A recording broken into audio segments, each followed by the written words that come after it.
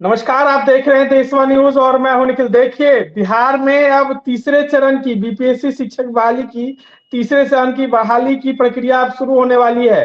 हमारे साथ दूसरे फ्रेम में सौरभ है, छात्र नेता सौरभ है। कैसे देख रहे हैं दूसरी बहाली भी की प्रक्रिया शुरू होने वाली है अब? सबसे पहले आपको धन्यवाद निखिल जी। और आपके चैनल के माध्यम से बिहार के जितने भी शिक्षक अभ्यर्थी जो तीसरे फेज की बहाली में शामिल हो रहे हैं, सभी को ढेरों बधाई एवं शुभकामनाएं कि माननीय मुख्यमंत्री के दिशा निर्देश पर कि बिहार में बड़े पैमाने पर शिक्षकों की बहाली करनी है। और लगभग 4 लाख शिक्षकों की बहाली में 2 लाख शिक्षकों की बहाली हो चुकी है। लगभग 3 महीने में 2 लाख लोगों को नौकरी मिल गई है।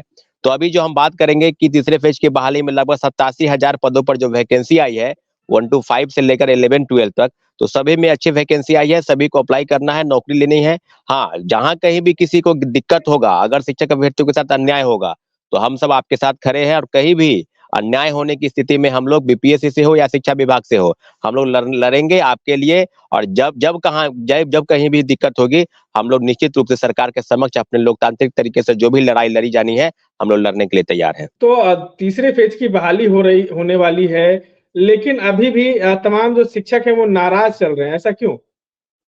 निश्चित रूप से ये जो सवाल है, ये सवाल के गर्भ में काफी सारे बिंदु है जिसकी चर्चा तमाम शिक्षक अभ्यर्थी कर रहे हैं, हम लोग भी कर रहे हैं कि सरकार के समक्ष प्रथम फेज की बहाली में लगभग 96,000 लोगों को आपने नियुक्ति प्रमाण पत्र दिया। और उसमें से भी 1,20,000 पदों में बात की जाए तो 24-25 हजार पद जो थे वो रिक्त रह गए। और उसको जोड़ा गया दूसरे फेज की बहाली में। दूसरे फेज की बहाली में भी सप्लीमेंट्री रिजल्ट को लेकर लगातार प्रयास चल रहा था, बीपीएससी के पास, शिक्षा विभाग के पास। गर्दनीबाग धरना स्थल में हम लोग लगातार 4 दिन धरने पर बैठे। इसके बावजूद भी सरकार के तरफ से कोई निर्णय नहीं हुआ और लगातार टाल मटोल करती रही। शिक्षा विभाग ने नोटिस भी भेजा कि सप्लीमेंट्री रिजल्ट 14,700 पदों पर निकालने की तैयारी है। और बीपीएससी चेयरमैन ने ट्वीट भी किया था। 3 जनवरी के ट्वीट का अगर आप हवाला देंगे, उन्हें स्पष्ट कहा था कि निश्चित रूप से पूरक परिणाम की तैयारी हम कर रहे हैं। लेकिन इसके बावजूद भी पूरक परिणाम नहीं निकला, क्योंकि सरकार की तरफ से मुझे लगता है कि रोक दिया गया। और सेकेंड फेज की बहाली पर तमाम सीटों को बचाकर तीसरे फेज की बहाली में पुनः जोड़ा गया। तो मैं तो यही कहूंगा कि प्रथम फेज की बहाली की सीटों को बचाकर दूसरे फेज में, दूसरे फेज की सीटों को बचाकर तीसरे फेज में। तो क्या उनकी क्या गलती है? अगर आपने परीक्षा में मात्र 3 बार बैठने की बाध्यता प्रदान की है, शिक्षक अभ्यर्थी जिनका उम्र समाप्त हो गया है, कई हजारों शिक्षक ऐसे हैं अभ्यर्थी जिनका उम्र समाप्त हो गया है, 37 वर्ष से लेकर 40 वर्ष करने की मांग हम लोग लगातार कर रहे हैं। और अटेम्प्ट भी मात्र 3 ही है। तो फिर आपने पूरक परिणाम क्यों नहीं जारी किया? इस सारे बिंदुओं पर सरकार, न विपक्ष न सत्ता पक्ष के लोग, कोई भी कुछ बोलने को तैयार नहीं है। सिर्फ इतना ही बोलते हैं कि हम शिक्षकों अभ्यर्थी के साथ हैं। लेकिन मुझे लगता है कि शिक्षक अभ्यर्थियों के साथ इस राज्य सरकार ने घोर अपराध किया है। फॉर्म भराकर लगातार धन की उगाही कर रहे हैं और पूरक परिणाम के नाम पर सिर्फ खाना पूर्ति हुई है। मुझे लगता है कि बड़े पैमाने पर जो फर्जीवाड़ा हुआ है, ये डाटा को छुपाने के लिए शिक्षा विभाग और बीपीएससी ने जो गलती की, उसी का नतीजा है कि हजारों फर्जीवाड़े नियुक्त हो गए। और जो मेरिट वाले हैं वो दर-दर की ठोकरें खाने पर मजबूर हैं। जी। देखिए, कहा जा रहा था कि जो पूरक परिणाम है वो जल्द ही प्रकाशित किया जाएगा, फर्स्ट फेज की और दूसरे फेज की। तो कहीं ना कहीं फर्स्ट फेज में जो है वो जारी भी किया गया है, 40,000 के लगभग जारी भी किया गया था। नहीं, नहीं। निखिल जी, आपको बता दें कि प्रथम फेज की बहाली में मात्र 2773 लोगों का ही रिजल्ट आया था, क्योंकि आपको 92-93 जी। हजार लोग को नियुक्ति प्रमाण पत्र, उसमें से भी 28,800 नियोजित शिक्षक हैं, जो कहीं ना कहीं पहले से ऑलरेडी जॉब में है। तो पूरक परिणाम के लिए लगातार घमासान मचा है। जब 1,20,000 का डंका पीट रहे हैं सरकार के लोग, जो उसमें महागठबंधन के सरकार के लोग थे, सभी पीट रहे थे कि हमने 1,20,000 लोगों को नौकरी दी। परंतु जो एक्चुअल डाटा है वो मात्र 92-93 हजार है। और उसमें से भी 28,800 नियोजित शिक्षक है, जो कहीं ना कहीं पहले से ऑलरेडी जॉब में है। तो सरकार ये डाटा, गलत डाटा प्रस्तुत कर रही है। सरकार किसी की भी हो, महागठबंधन की हो चाहे एनडीए की हो, मुझे लगता है कि शिक्षक बहाली में जो डाटा प्रस्तुत किया जा रहा है, जो ढिंढोरा पीट जा रहा है, वो सच्चाई उसके अलग, इतर दूसरी सच्चाई है। और बड़े पैमाने पर फर्जीवाड़ा हुआ। सीटेट फेल, एसटीटी फेल, कई फर्जी प्रमाण पत्र के आधार पर लोग बहाल हुए। उनको आज जब हम लोग पकड़ने की बात कर रहे हैं, तो उनका थंब इंप्रेशन के नाम पर, फोटो मिलान के नाम पर, आधार कार्ड मैचिंग नहीं हो रहा है, लोग भागे फिर रहे हैं। मुख्यमंत्री का गृह जिला नालंदा, जहां से 350 शिक्षक फरार चल रहे हैं। पटना में 150 शिक्षक फरार चल रहे हैं। मुजफ्फरपुर का एक ब्लॉक है, कटरा ब्लॉक, जहां से 67 शिक्षक बहाल चल रहे हैं। तो जिला शिक्षा पदाधिकारी के स्तर पर बड़े पैमाने पर पैसा लेकर और लोगों को नियुक्त किया गया। और जांच के नाम पर सिर्फ खाना पूर्ति की गई। चाहे के पाठक हो, चाहे अतुल प्रसाद जी हो, ये दोनों अधिकारियों की मिली भगत और हड़बड़ी का परिणाम है कि बिहार में बड़े पैमाने पर फर्जीवाड़ा हुआ और शिक्षा विभाग के तरफ से जो भी गलती हुई उसका खमियाजा आज शिक्षक अभ्यर्थी भुगत रहे हैं। और लगातार हम प्रयास कर रहे हैं कि पूरक परिणाम जारी हो, परंतु पूरक परिणाम के नाम पर कुछ नहीं हुआ, बस खाना पूर्ति हुई, लिपापोती हुई, बस। क्या क्या लगता है, सरकार के पास शिक्षकों के लिए सीट नहीं है, इसीलिए वो तमाम सीट को शिफ्ट कर हर फेज अलग अलग फेज का परीक्षा जो वो लिया जा रहा है? जी, बिल्कुल, बिल्कुल। ये 4 लाख शिक्षकों की बहाली करने की बात राज्य सरकार पहले कह रही थी, माननीय मुख्यमंत्री नीतीश कुमार जी के दिशा निर्देश के बाद। तो अगर आपने 92,000 लोगों को नौकरी दी, उसमें से भी 28,800 नियोजित शिक्षक हैं और हजारों फर्जीवाड़े, जिनको अगर आप डाटा प्रस्तुत कर लेंगे, तो आप सही में अगर एक्चुअल पाएँगे तो 60-65 हज़ार लोगों को ही आपने नौकरी दी है। तो फिर हुँ, 1,20,000 का ढिंढेरा क्यों पीट रहे हैं भाई? आप छात्रों के बीच हुँ, आइए, डाटा प्रस्तुत कीजिए। और उसमें से भी अगर बात करेंगे तो 14,000 से ज्यादा दूसरे प्रदेश के लोग हैं, उसकी संख्या आप ये नहीं बता रहे हैं। तो डोमिसाइल की नीति के नाम पर जो महागठबंधन की सरकार उस समय थी, डोमिसाइल नीति लागू हो रहा था, तो एनडीए की सरकार के तमाम बड़े नेता, चाहे सम्राट चौधरी हो, चाहे विजय सिन्हा, चाहे सुशील कुमार मोदी हो, उस समय खुलकर वो बोलते थे डोमिसाइल की नीति पर। सुशील कुमार स्पष्ट बोलते थे कि डोमिसाइल नीति लागू रहना चाहिए, बिहार के लोगों को नौकरी मिलनी चाहिए। और सप्लीमेंट्री रिजल्ट पर तो स्पष्ट बोलते थे कि 40,000 पदों पर पूरक परिणाम जारी होने चाहिए। लेकिन सब पर जैसे जी। ही एनडीए की सरकार बनी, सरकार ने पलटी मारा, अपनी बातों से सारे एनडीए के नेता पलटी मारते दिख रहे हैं। मुझे लगता है कि अब किसी भी बात पर, चाहे महागठबंधन की सरकार हो, चाहे एनडीए की सरकार हो, किसी भी बात पर शिक्षक अभ्यर्थी भरोसा नहीं करते। वो समझ गए हैं कि सब वोट बैंक की राजनीति की वजह से इस तरह की चीजें हो रही है और बड़े पैमाने पर फर्जीवाड़ा हुआ, इस सब मामलों में उन्होंने चुप्पी साध रखी है। कुछ दिनों पहले तमाम जो शिक्षक अभ्यर्थी हैं वो बीजेपी कार्यालय पहुंच गए थे और सुशील कुमार हम्म मोदी से भी लगातार गुहार कर रहे थे। हम्म। बिल्कुल, बिल्कुल, यही तो बात मैं कह रहा हूँ कि सुशील मोदी जी जब राज्य के पूर्व डिप्टी सीएम और बहुत बड़े नेता हैं भाजपा के, उन्होंने स्पष्ट कहा था कि 40,000 पदों पर सेकेंड फेज की बहाली में पूरक परिणाम जारी होने चाहिए। तो जब आप सत्ता में नहीं थे, तो आप बोल रहे थे, और जब आप सत्ता में हुँ, पुनः आपकी वापसी हो गई, तो उल्टे कई अज्ञात छात्रों पर एफआईआर दर्ज हुआ है।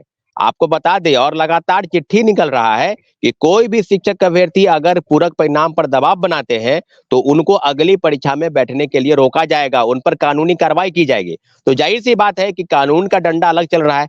क्या के पाठक से सवाल नहीं होना चाहिए कि बड़े पैमाने पर जो फर्जीवाड़ा हुआ, क्या आपने जिला शिक्षा पदाधिकारी को आपने हटाने की हिम्मत है? पैसे लेकर डोमिसाइल फर्जी प्रमाण पत्र, सीटेट फेल, एसटीटी फेल, कई फर्जी वाले को आपने नियुक्ति प्रमाण पत्र दिया, तो आप किस पर कार्रवाई कर रहे हैं? आपने तो हिम्मत नहीं की कार्रवाई करने की, और उल्टे निहत्थे छात्रों पर आप कार्रवाई कर रहे हैं। बीपीएससी गेट के पास धारा 144 1 महीने तक लगा रहा। तो ये अतुल प्रसाद जी हो, चाहे के पाठक हो, 2 अफसरों की लड़ाई और आयोग और विभाग की हड़बड़ी का ये नतीजा है कि बड़े पैमाने पर फर्जीवाड़ा हुआ। सरकार ये डाटा प्रस्तुत कर रही है कि हमने नौकरी दी, हमने नौकरी दी, लेकिन आप कितने फर्जीवाड़े को बहाल किए हैं, इसका डाटा भी आप बताइए। दो तमाम शिक्षक दो अभ्यर्थी विभाग के सामने आ रहे हैं। असमंजस की स्थिति जो भुगतना है वो छात्र भुगत रहे हैं। जो विभाग जो है जिसमें असमंजस की स्थिति है उसका भुगतान जो है छात्र कर रहे हैं। जी, बिल्कुल, बिल्कुल। ये आपको याद होगा, इसके पहले जब डॉक्यूमेंट वेरिफिकेशन के नाम पर बीपीएससी ने कहा कि हम डॉक्यूमेंट वेरिफिकेशन करेंगे, परंतु शिक्षा विभाग ने कहा कि नहीं, हम करेंगे।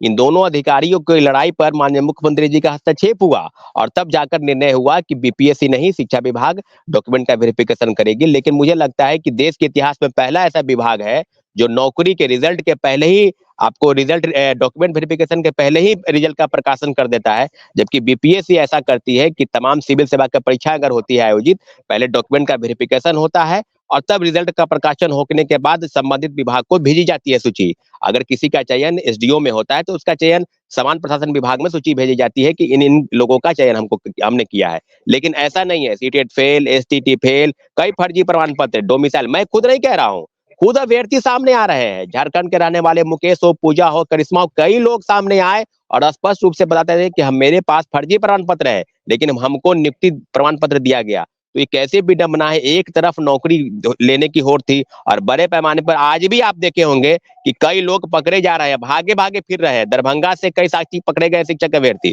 तो मुझे कहने में भी अब कोई हिचक नहीं कि बड़े पैमाने पर जिस बात का आरोप हम लोग लगा रहे थे, वो पूरी तरह से सिद्ध हो गया है कि बड़े पैमाने पर फर्जीवाड़े तरीके से शिक्षक बहाल हुए हैं और जो मेरिट वाले लोग हैं दर दर की ठोकरें खाने पर मजबूर हैं।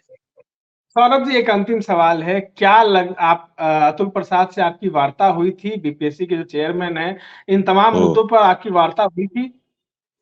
बिल्कुल, बिल्कुल। हम इसके पहले फर्स्ट फेज की बहाली पर पूरक परिणाम को लेकर गए थे एप्लीकेशन डेलीगेशन के साथ। वो बोले थे कि जैसे ही शिक्षा विभाग से हमको सूची मिलेगी, हम पूरक परिणाम निकालेंगे। लेकिन शिक्षा विभाग ने पहले पहले फेज की बहाली में 4700 पदों की जो सूची भेजी गई, उसमें से भी मात्र 2773 लोगों का रिजल्ट आया। तो 2000 पदों की कटौती तो खुद कर लिए। तो अब बीपीएससी क्या कहेंगे? बीपीएससी और शिक्षा विभाग की गलती मैं नहीं मानता हूँ। ये दोनों विभाग जो है सरकार के नीचे काम करती है, तो मुझे पूरा आरोप जो है वो सरकार पर है। और माननीय मुख्यमंत्री जी इस प्रदेश में 17-18 वर्षों से मुख्यमंत्री हैं, तो मुझे लगता है कि जिस प्रदेश में इतने बड़े पद इतने सालों तक मुख्यमंत्री रहने के बाद भी अगर बहाली प्रक्रिया ऐसी हो जिसपे बड़े पैमाने पर फर्जीवाड़ा हो, तो अब कहने में कहाँ कोई संकोच है कि क्या होगा आगे क्या होगा, महागठबंधन की सरकार हो चाहे एनडीए की सरकार हो। मुझे लगता है कि इस तरह की चीजें नहीं होनी चाहिए थी। हड़बड़ी का नतीजा है, क्रेडिट लेने का होर आप कह सकते हैं, जिसका ये फलसफा सामने आया है कि बड़े पैमाने पर फर्जीवाड़ा हुआ और सेकेंड के 5 फेज की बहाली तक ये निषिद्ध हो चुका है कि फर्जीवाड़े के नाम पर सिर्फ डाटा गलत प्रस्तुत करके सरकार डाटा अब तो थर्ड आंकड़ा दे फेज रही है। थर्ड फेज की बहाली होने वाली है। अब तो थर्ड फेज की बहाली होने वाली है और इसके बाद जल्दी इतना हड़बड़ी हो रही है कि कहीं आचार संहिता ना लग जाए, लोकसभा चुनाव नजदीक ना आ जाए। बिल्कुल, बिल्कुल, यही मैं कह रहा हूँ कि हड़बड़ी किस बात की है? अगर सिर्फ़ वोट लेने की वजह से आप इस तरह से गलत लोगों का आप शिक्षक बना रहे हैं, तो मुझे लगता है कि आज फिर उसी दौर में चले जाएँ जहाँ पर पंचायत द्वारा ये कहा गया था कि डिग्री दिखाओ, नौकरी पाओ। 2005-6 में नियुक्ति हुई थी और बड़े पैमाने पर मुखिया द्वारा पैसा लेकर और गलत लोगों का आपने चयन किया था। तो फिर अब कहने में कहाँ कोई संकोच है कि आपने जो हड़बड़ी की, क्या आप न वोट लेने की वजह से लोगों के बीच जाएँगे कि हमने नौकरी दी? तो क्या गलत लोगों का आपने चयन किया? क्या गलत लोगों के आधार पर जो खुद व्यक्ति गलत हो, ऐसे शिक्षकों के नाम पर क्या बिहार की शिक्षा व्यवस्था बदलेगी? बिल्कुल नहीं बदलेगी। शिक्षा व्यवस्था और ध्वस्त हो जाएगी।